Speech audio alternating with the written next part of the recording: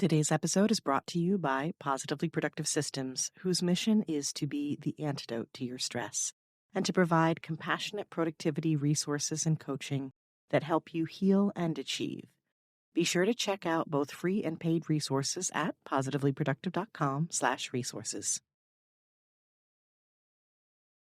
One of the things that we as men do is that we typically and routinely dismiss our own emotional needs as a weakness. And we start talking about our own emotional needs and things and having them addressed as a weakness. So going to a mental health doctor is seen as a weakness. Even talking about going to see a mental health doctor is seen as a weakness. And that becomes a very challenging hill to climb over because, for every one person that's telling you, hey, maybe you should go get some help, it feels like that there's 10 to 20 that are saying, just suck it up, you'll be fine. Because, again, that's what life has told those 10 to 20.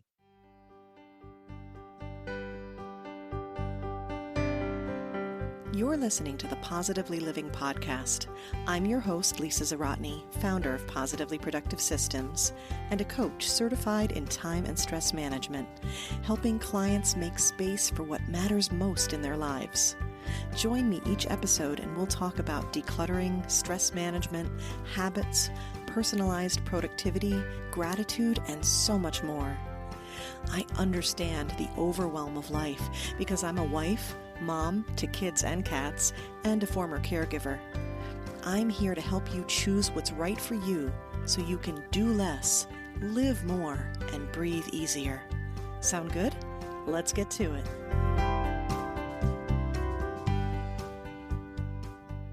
It's been my goal since I began the Positively Living podcast to talk about the tougher topics that lead us to self-actualization and ultimately to wellness. The podcast has episodes on grief and trauma because acknowledging and accepting those aspects of our lives helps us heal. Many of the episodes touch upon mental health, but today we shift the focus to men's mental health.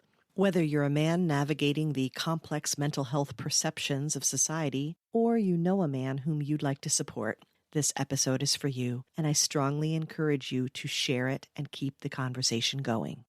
Today, I welcome Tim Beisiegel to the Positively Living podcast. He shares his story of how his daughter's 97-day hospital stay finally opened him up to seeking counseling. Tim has been happily married for 23 years and is the father of 3. He hosts 2 podcasts focused on forward and funny science fiction and somehow still finds ways to design silly graphics and logos to sell online. I connected with him through a podcast group, and when I saw his story of trauma and seeking therapy, and most importantly, breaking the cycle that he was taught of not addressing his feelings, I knew I wanted him to join us. Today, he shares his story and his experiences with the image of masculinity in society that keeps men from sharing feelings and asking for help. His plea to all men is to acknowledge their trauma and submit to receiving help. Although you may have been taught that it's a weakness, it is the most courageous thing you can do. On a personal note, I have a husband who's been through significant trauma and grief, and have always done all I could to help him, but have seen the stigma challenge him to seek support. And now I have a teen son who has barely made it through a pandemic. They are both so precious to me, and I dream of a world for my son where seeking mental health support is a given. It's time that we not only support men seeking counseling and therapy, we encourage it. It's my hope that today's conversation will be part of that shift. Welcome, Tim Beisiegel, to the Positively Living podcast. I am so grateful that you are here today to have a very important conversation. Oh, thanks for having me. I'm excited to be here. I'd love it if you'd start by sharing a bit about who you are, who you help, what you do, really what lights you up. So I'm a married man. I've been married for, I always have to do the math on this. And 23 years. There we go. So I've been married for 23 years. I've got 3 children, a 22-year-old, a 19-year-old, and a 14-year-old. What lights me up is my family. I'll be honest with you. I'm very much a family man. I enjoy my family. I enjoy my kids. They're far too much like me. That's probably a problem for my wife more than anyone. I have a tendency to have a satirically dark sense of humor, and that has definitely spread down to my children, which my wife absolutely adores, and I say that with my fingers crossed. But I enjoy doing things with my family. I enjoy being with my family. I enjoy my children's sense of humor, and I take that all very dearly. And I think some of that is growing up, I didn't have much of a sense of family, and so marrying into my wife's family, who I saw as this white picket fence family, which was the complete opposite of mine at the time, was like stepping into a foreign nation and not knowing what to do. But I very much grew accustomed to it and grew into it over the years. My wife is a very nurturing and encouraging person. And so anything that I've, over the years where I've ever said, I think I'd like to do this thing, my wife's like, yay, she's my biggest cheerleader. And I, so whatever I've wanted to aspire to try to do to, she's been right there for me. When I thought I wanted to be a DJ, she was, yay, let's do that. When I wanted to get more serious and get back into the family business with designing and logos and things like that, she was like, yay, let's do that. And even when it's come to podcasting and doing podcasting, which has become a great passion of mine, she has been extremely supportive with the yays, let's do that. And so it's made it very easy for this to become, especially over the last couple of years, my place of sanity. This has been my escape to go and talk to other people. And because I'm a very social person, right up until the point I'm not. And I could become an introvert really very quickly. That sounds like my husband. Yeah, it's like extrovert, extrovert, extrovert, and introvert. But I found that rather over the last couple of years, that this allowed me to have the social connection to people that I wasn't able to get any other way because of the pandemic, because of quarantine and lockdown, because of my daughter's health and the health situations that surrounded that. With her illness, and because she's an autoimmune child, and during COVID we kind of had to shut our whole family down, and so it was kind of nice having this outlet. And this is one of those things that really, I did it almost on a whim, and then the more I did it, the more I went, oh yeah, this is me, I love this is great, how can I do more? And that's a big part of how we connected. Your wife's name is? My wife's name is Shayna. Shayna, shout out to Shayna. Thank you for being so supportive, because all these yeses and all these yays have led us here to this conversation. And Tim, as I was telling you before we hit record, and I feel like I want to incorporate it into our conversation, we've just had quite a time, especially with my son during this pandemic. We've had some struggles prior to that as a family that have really taken their toll on my husband. And to be able to talk about mental health and really bring it into a narrative that is a given, is understood and supported, especially for men, is near and dear to my heart. So I'm so grateful that we managed to connect in this way and we can start having this conversation. So would you please share a bit about what brought you to the point where you said, I want to start talking about ending the stigma of mental health for men, and posting something that caught my eye? Would you lead us up to that point, please? Sure. I got to build you a little bit of a clock to tell you the time here, so be patient with me. It's not just one thing that makes somebody realize that there's a need for access to mental health. Typically, it's, especially for men, I find that it's a lifelong struggle. It's a lifelong avoidance of access to those things, because the world around us tells us that we don't need those things. The world around us tells us to suck it up. You're a man, move forward. So even though in many ways I should have been in counseling when I was a teenager, I was going through a lot of things with the divorce of my parents at a very young age. I had separation issues from my natural father. I had separation issues from my brothers and sisters. I had all these things that really started to chip away and affect my personality. There was a lot of other issues that all led into that feeling of kind of being alone on an island with just my mom and my dad. My mom remarried when I was 10. And, it's funny. I used to have a blog back when I thought blogs were cool. They still are. It's just, it wasn't for me. I'm not a writer. But anyway, I wrote a blog, and I wrote a post about, because I'd gotten, after years and years, I had gotten back in touch with my siblings. Actually, I say years and years, it was 30 years. I had last seen my oldest sister when I was 5 years old. I reconnected with her when I was 35. And that brought this whole swell of emotions back to the surface. You go through life and you push things down and you push things down and you push things down, and you think that you're moving forward and you're doing fine. But there's occurrences over the span of your lifetime that affect your mental health, and they pop up so quickly and so fast that you sometimes don't know how to handle them or what to do with them. And being in a social system where you feel like you're not allowed to handle these things and address these things, you feel like, okay, I just gotta put that back in the bag, and we're gonna carry that around in the backpack with me the rest of my days. But I wrote this blog post about the issues that I had. My wife basically gave me an ultimatum. She said, look, either you're going to go talk to a doctor, or you need to write this out. You need to talk to somebody some way to get this off your chest. And I'm like, fine, whatever. I'll sit down. I'll write it out. And I wrote this blog post about the relationship with my father, and, about the relationship with my stepfather, who adopted me when I was 13, and how that all went down with my natural father. And there was a whole lot more emotional toil and struggle that came from that transition, because the way that my natural father handled it. He didn't know how old I was. I was his child at 13 years of age. He thought I was 9. That was very problematic for me at 13, because the problem was I held this man up in such high esteem, and such in a position that he did not deserve.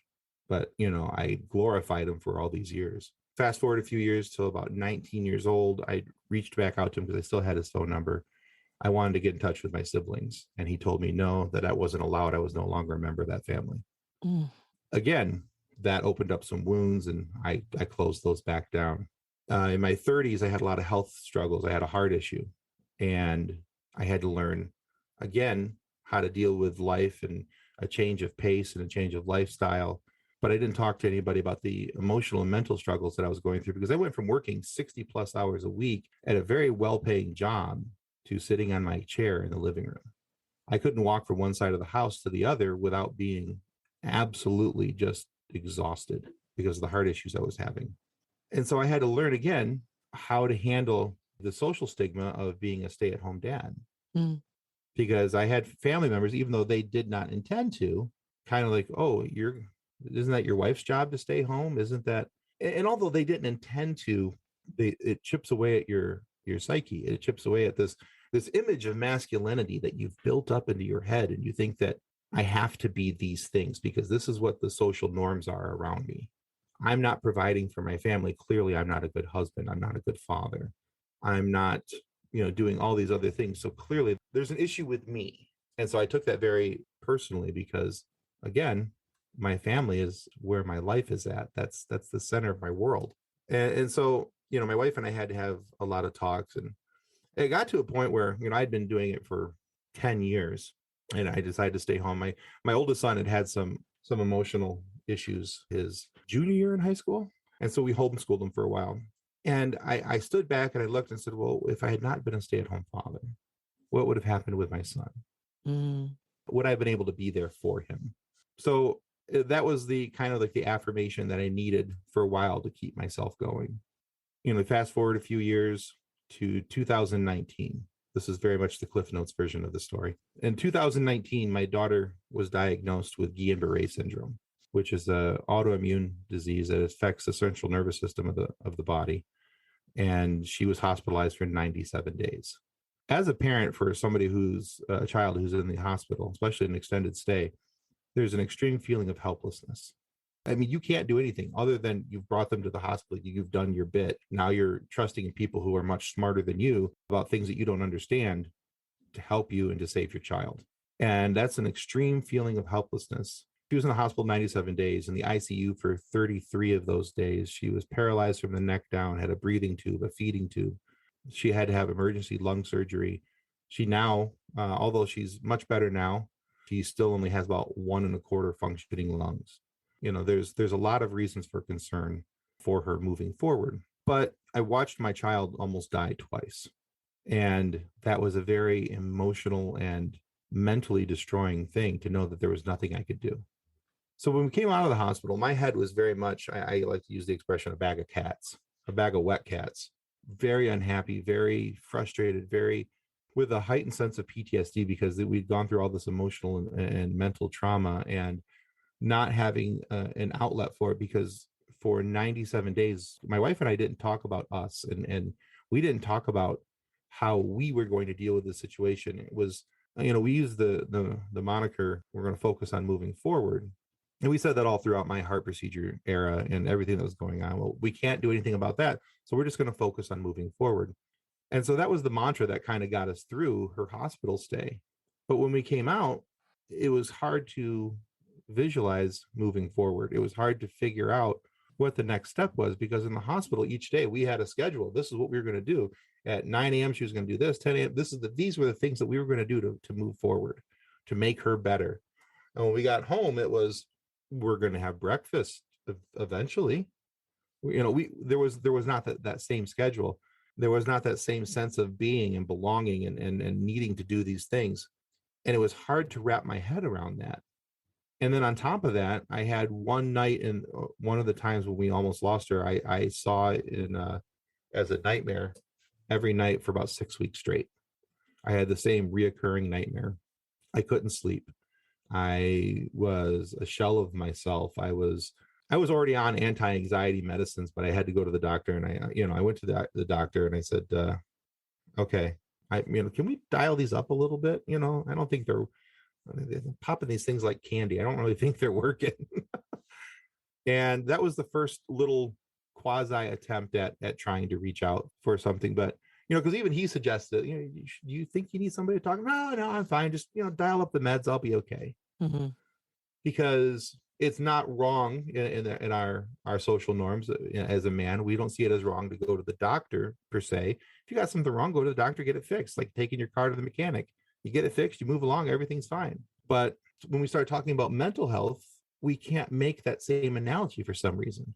And I couldn't make that same analogy in my own head. I just couldn't see why I would ever go talk to somebody. Now, a lot of that is I envisioned in my own head that I was going to have to lay down on the couch, and hug a pillow and tell them why I didn't get the right bike when I was 13, and, and all these different things. And it was very much not that type of conversation. In fact, my daughter's rehabilitative doctor is the one who, he pulled me aside after one of her visits, and he said, are you going to counseling? And, I tried playing it off like the big man on campus that I was trying to pretend that I was. Why would I go to counseling? I don't need counseling. I'm fine. Everything's fine. I don't need to go to counseling. And he very nicely, kindly, and lovingly explained to me why I needed counseling. Mm-hmm. He says, either you're not choosing not to see it, or life has conditioned you not to see it, but you need help. You need to go talk to somebody. Now, here's the thing. I highly respect this man.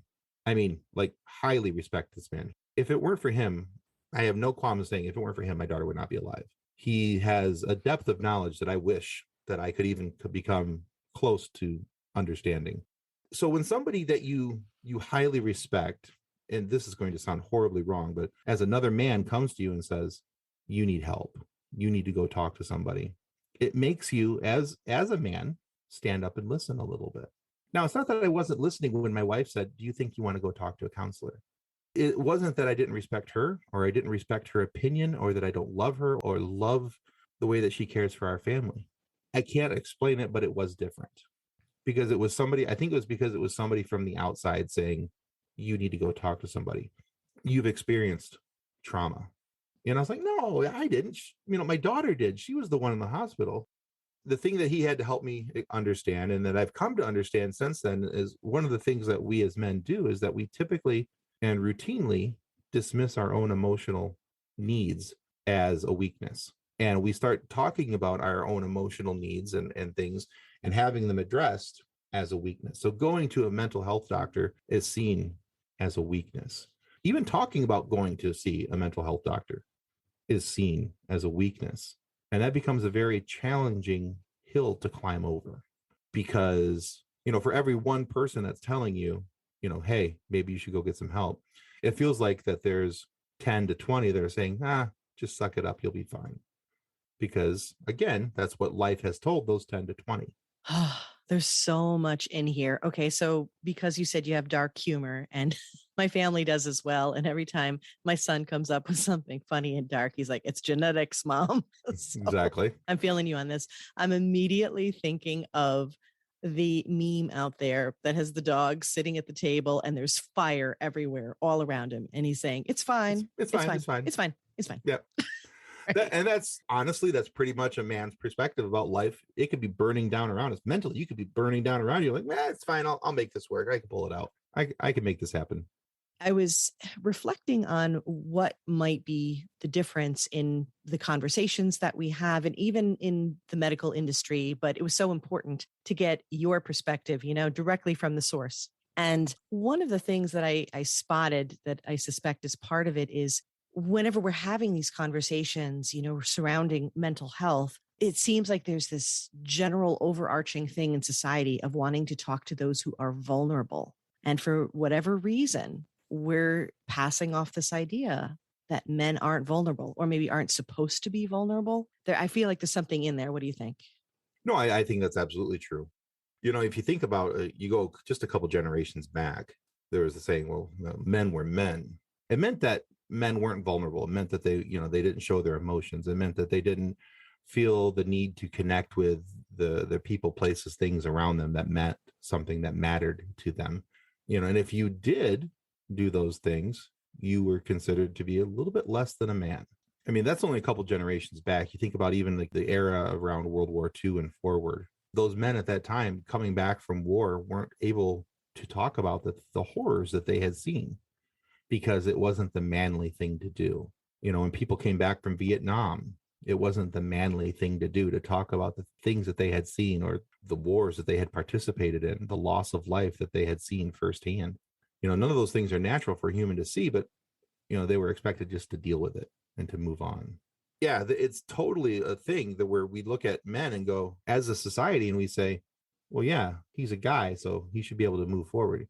We expect men to be able to just suck it up, move forward and carry on because that's what life has taught the majority of people around us to do.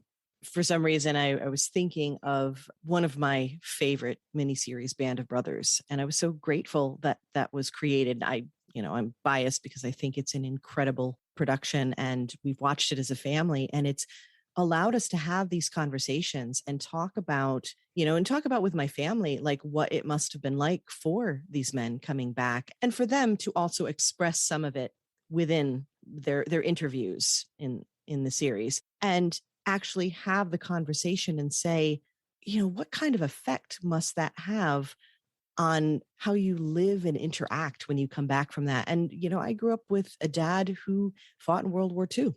Mm-hmm.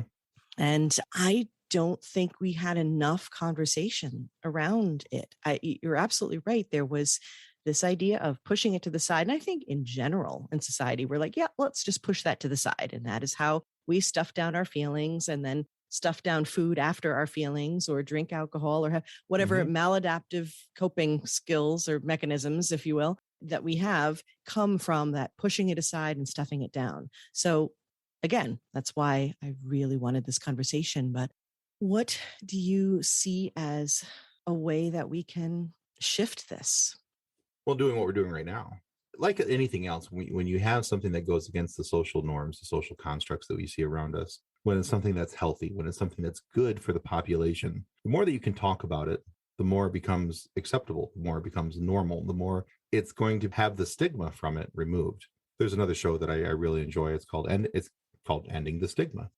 I know that the hosts of that show really rather well, and they've had me on once or twice to talk about different things. But one of the biggest things that they highlight on that show is the importance of conversation. And it's absolutely true. We're talking about people overcoming alcohol and drug addiction, or the need to move past mental health issues and acknowledgement of mental health issues.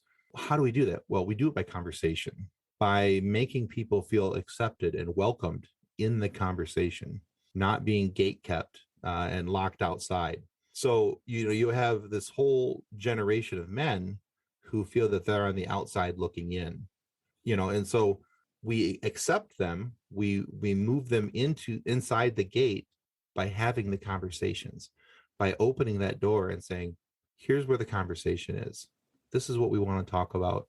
And to break it down, and I don't want to trivialize it, but we don't want to make it seem like it's a Mr. Rogers here where this is a safe space, although sometimes that's what it takes. And if that's what it takes, then that's what it takes. But I can't stress it enough, just the importance of conversation, of normalizing it. The more we normalize something, the more we have an opportunity to start chipping away that stigma, because the stigma is what's going to keep people away. The stigma of feeling that they're a lesser version of themselves for seeking and asking for help is what we have to change. Absolutely. Because you are worthy just as you are, and you are worthy to be here and to receive help and support. And I think the more that we express that, the more we're able to find the solutions too, that it keeps our minds open. Yeah. And also too, I mean, this gets into all sorts of elements of even this idea, because we struggle, all genders, with this idea of asking for help. Well, I should be able to handle this. The shoulds, right? I'm a perfectly smart, capable, strong individual. Yes, you are. But, and this goes back to special shout out to Mallory Jackson in our episode on trauma and living a trauma informed life, and understanding that we all experience trauma. One of the things that you said that was so profound in a reflection of how we even perceive trauma was that your first instinct was to say, no, my daughter had the trauma, not me. Right. We deflect. Right. And oh my word, I mean, he or her dad. You said your family is your world. To not realize, oh yeah, there's a lot of trauma on me as well. And that needs to be dealt with. I did this as a caregiver for my mom. I went to a support group, thankfully, so that did help a good deal. But I kept thinking, someone else has it worse. Someone else has it worse, you know? And it didn't occur to me until much later. I did not want to take on that title of PTSD, because I felt like that's reserved for people who went through war or went through something much worse. Exactly. And we defer that every single time. And it's funny, you said that, well, somebody else had it worse. When my daughter was in the hospital, we saw lots of families where people had it worse than what we did. We were able to say, man, they have it so much. And we thought that made us feel better. But what it actually does is it deflects the pain. It deflects the emotion. It deflects the acknowledgement of the situation that you're in. Yes, you can use it as a coping mechanism and as a way to find the silver lining in the issue that you're dealing with. But it's only if you're genuinely using that to say that, yes, somebody else has it worse, and here's how I can move forward with my situation. If you're using it for that purpose, then that's fine. But it also becomes a very tricky thing when you start saying, well, they got it worse than I do, I'll be okay. There's the deflection. And that's what we were doing when we were in the hospital. It's like, oh man, we could have had it so much worse. Yeah, we'll be okay. We got a light at the end of the tunnel. Hopefully it's not a train. We don't think so.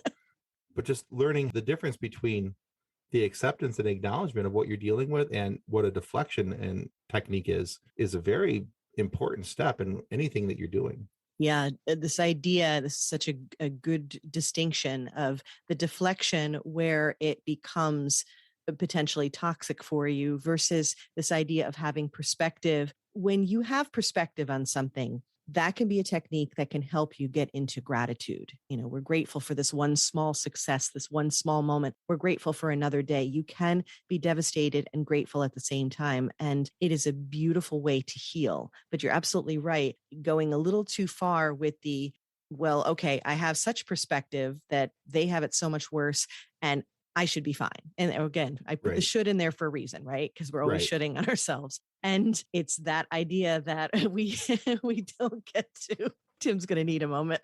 Oh, I love that word. Okay.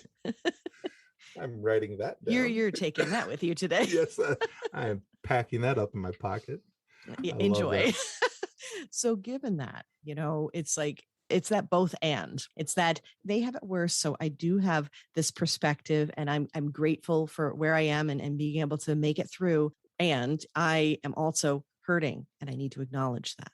It was interesting. One of the conversations I had with my counselor, one of the things I kept throwing out there, I was like, I'm like, hey, we fought really hard to find the silver lining. And I was holding on to that aspect of, I'm like, we found the silver lining and everything. And I was trying to pat myself on the back for what things we had done. And by golly, look at us. We're handling this, you can't see me, but I'm doing the by golly arm. Yay, we did this. But the thing is that as she helped me understand that it's great that you can find the silver lining in things.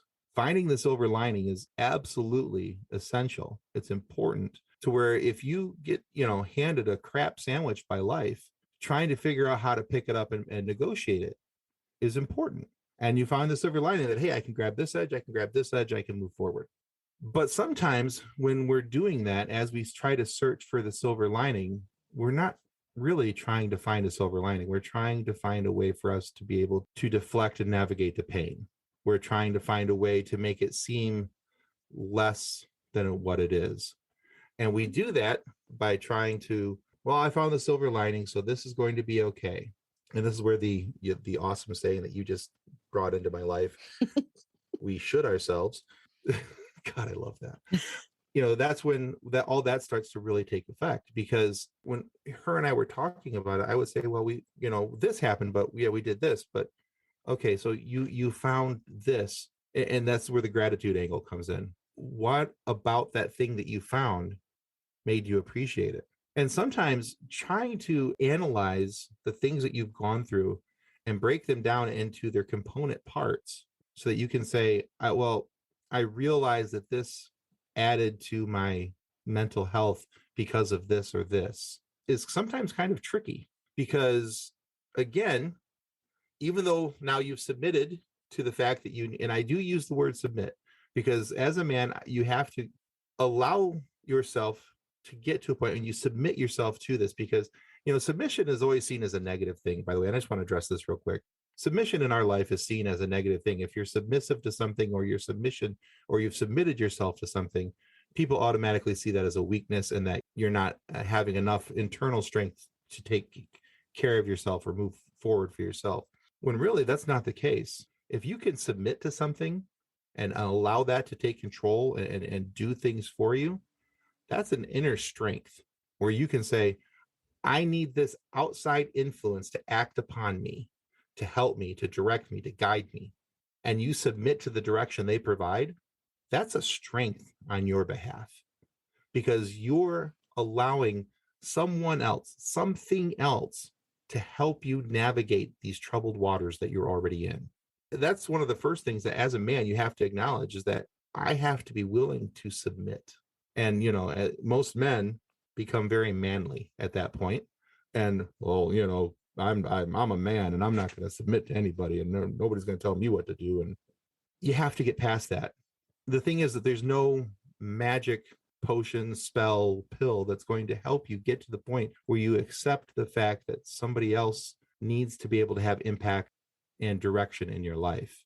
But once you get there, because of the level of things that you've gone through in your life, once you get there, it becomes a very calming place. For me, it was very interesting to go from, and I'm not saying that I'm cured and that I have no anxiety, because that would be one of the biggest lies I would be telling your audience right now. I still have anxiety. I'm still medicated. And although I'm not actively in counseling right now, I do see the need for it. And actually, I was just talking to my wife about the importance of, maybe it's time for a checkup. Maybe I need to go back, and kind of up the, refill the tanks a little bit. And again, that goes back to being partly looking at it from an angle of submitting myself to this so that I can better myself for my family. And if that's what gets you in the door, then I'm not doing this for myself, I'm doing this for my family. Please let it get you in the door. Mm-hmm. Because there's so many things on the other side that, as you start finding those silver linings to all the things that you've gone through, and there are some things in life where you're not going to find a silver lining. There are some traumas that you've gone through where you can't say, "Ooh, man, I'm really glad that happened. Here's what I learned from that." That's not a blanket statement that covers everything. It can't. But there are many things in life that you've gone through where you're able to look back and you can find the silver lining of what you learned, how that emboldened you to be able to move forward, how that strengthened you to be able to move forward. When you have those and you found those silver linings and you found the way that it has strengthened you emotionally, mentally, sometimes spiritually, you look at that and you become grateful. And that's where the attitude of gratitude comes in, and finding that gratitude statement for these things, which sounds at the beginning of things sounds like a very odd thing. Well, I'm grateful that this happened because, and that's a hard thing to wrap your mind around, because there's not an ice cube's chance in hell that I'm glad that my daughter went through these things. I am grateful for some of the life lessons that we learned from it. And so being able to make that distinction is huge. It's mind blowing when you're able to sit back and look at it and go, okay, so I've gone through all these things. I'm finally able to submit to a course of action that's going to help me to become positive in my life and be able to be a productive member of my family, of society again, and being able to move forward. And so here's how I can be grateful. If you're able to do that, it's an amazing place to get to. But like anything else, you take your car to the mechanic every now and then to get a tune up, to make it run better. You got to change the oil. You got to do all these little things. It's the same with our brains. Every once in a while, we have to have somebody that we can talk to, whether, clinical or unclinical, that we can talk to, that we can share this level of emotion with, whether you're a man or a woman. This, it's a must to be able to have these things, because if you keep holding all these things in, I guarantee you, somewhere, some way, somehow, and usually at a point where you will not want them to, your backpack is only going to carry so many things. And then as you try to cram that extra piece of trauma in there, the bottom's going to rip and all is going to come spilling out. And you're not going to be able to control it. You're not going to be able to hold it back. So I'll just make this plea. If you've considered counseling at any point and said no, please reconsider.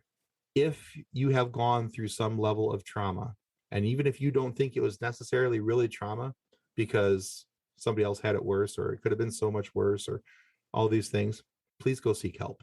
The thing is that you may not find the right counselor on the first try. And having a counselor is like having a friend. It has to be somebody you connect with. It has to be somebody that you're comfortable with. So that as I'm sitting there and I'm talking to my counselor, I have to have a sense of comfort and trust in that person to know that the things that I'm telling them are A, appreciated, and B, that they're between us. And so if you don't have that level of trust, it can be hard to do. And so it might take you a time or two. You might go through 2 or 3 counselors before you find the right one. And like I said, I compared it to having a friend. And that's the analogy I make quite often, is that, sometimes in life, and now for some people, they got lucky, and the people that they hung out with as kids are still their friends now and their older age. Some of us, though, we've had to upgrade the friend route a couple different times, and we've had to pick different friends because of choices that they made in life, or even choices that we've made in life, and those things are our ways parted, and things along those lines. So it's not uncommon for us when we talk about our friends that, oh, well, these are friends that I became friends with at this point, friends that I became friends with at this point, or I stopped being friends with this person and became friends with this person. Look at your counselor the same way. I'm not saying that you guys need to go out and have a steak dinner and, share a couple beverages together, but I am saying that you need to be able to be friendly with that person. You need to be able to have a conversation with them where you feel that there's a beneficial quotient to the relationship, not just you sitting there and paying them to listen to you for an hour. There's more to it to that. So I always try to tell people it's not exactly like a friendship, but that's the closest analogy that I can ever think of. Type of person that you want to try and find for the counselor that you settle on, that this is the person I'm going to talk with. This is the person I'm going to share my emotions and my trauma with.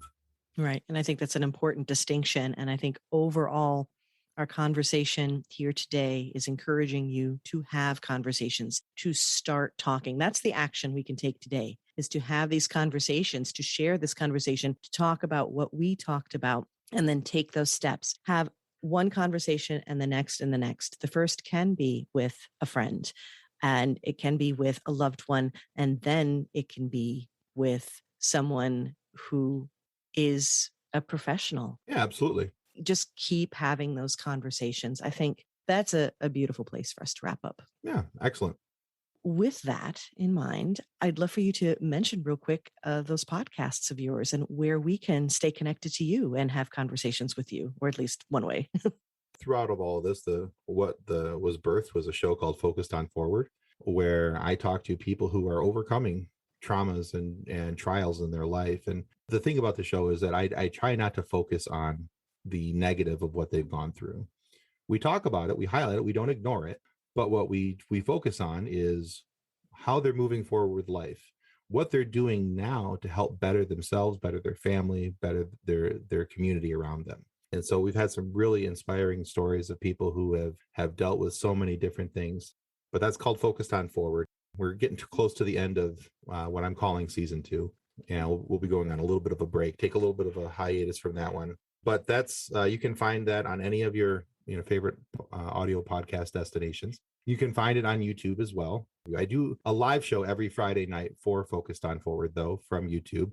And so there will be some live interviews on there. But yeah, you can check that out. And now I do another show called Funny Science Fiction Podcast. I'm a big geek. I love sci-fi and superheroes and all that kind of stuff. So we talk to people. We've had some great people on. Matter of fact, I'm interviewing a member of Star Trek this afternoon. So I'm only a little bit excited about that. But we've had a lot of voice actors on as of late, talking people who've done Star Wars voices and G.I. Joe voices and Transformers and all this stuff. And I'm legitimately 12 in each one of the interviews. I'm like, hi.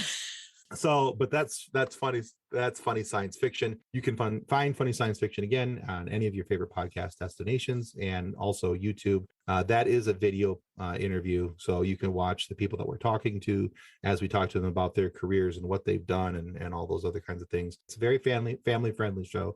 In fact, our tagline is all nerdy, no dirty. Nice. So we try to focus on the fun. And I'm actually starting a third podcast because I'm a glutton for punishment. So it's called Pop Culture Addicts. That will be a live interview show because I got to a point where I wanted to start talking to people more than just in the sci-fi world. I had opportunity to interview a few people who were outside of sci-fi, but I couldn't figure out a way to sneak them into the Funny Science Fiction podcast.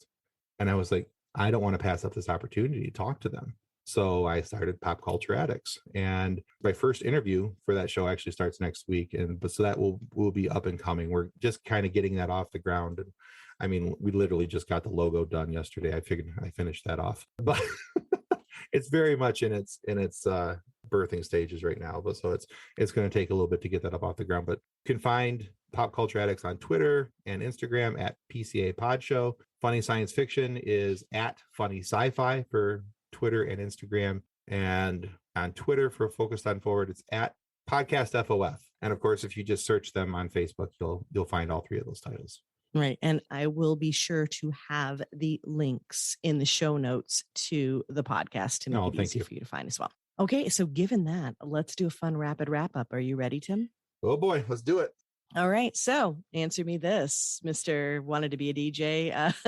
What's the song that always makes me dance? Oh, well, I think it'd be easier to say what song doesn't make me dance. As a matter of fact, I have a playlist of songs called the Chair Dance because I spend a lot of my life in a chair so that I could sit here and dance. So it's almost easier to say which one isn't one that's going to make me dance. Honestly, right now, I used to be a closeted Justin Timberlake fan. I am no longer a closeted Justin Timberlake fan. Yeah. So pretty much anything by him, you're going to see, you're going to see my chair start getting a little bit of a wiggle. Especially like Can't Stop the Feeling. I love that song.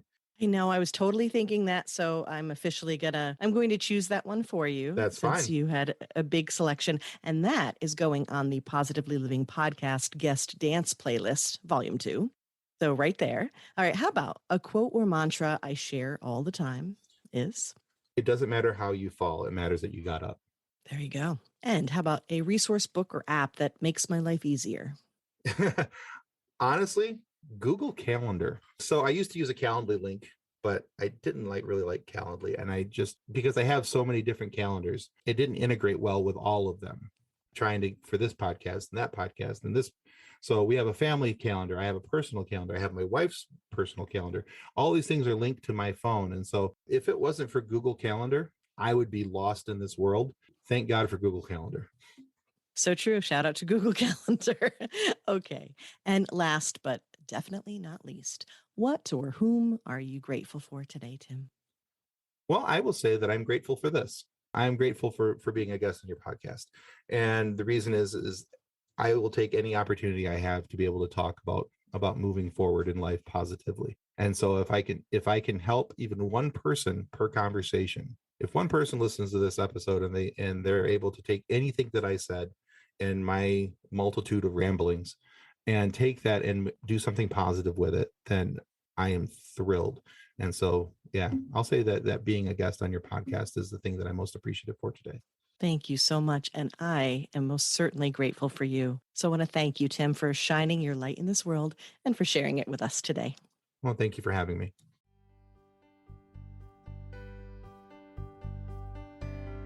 Thank you for joining me today. Your time is precious and limited, and I'm honored you chose to spend it with me. If you have feedback, questions, or want to schedule a chat, head to positivelyproductive.com/connect.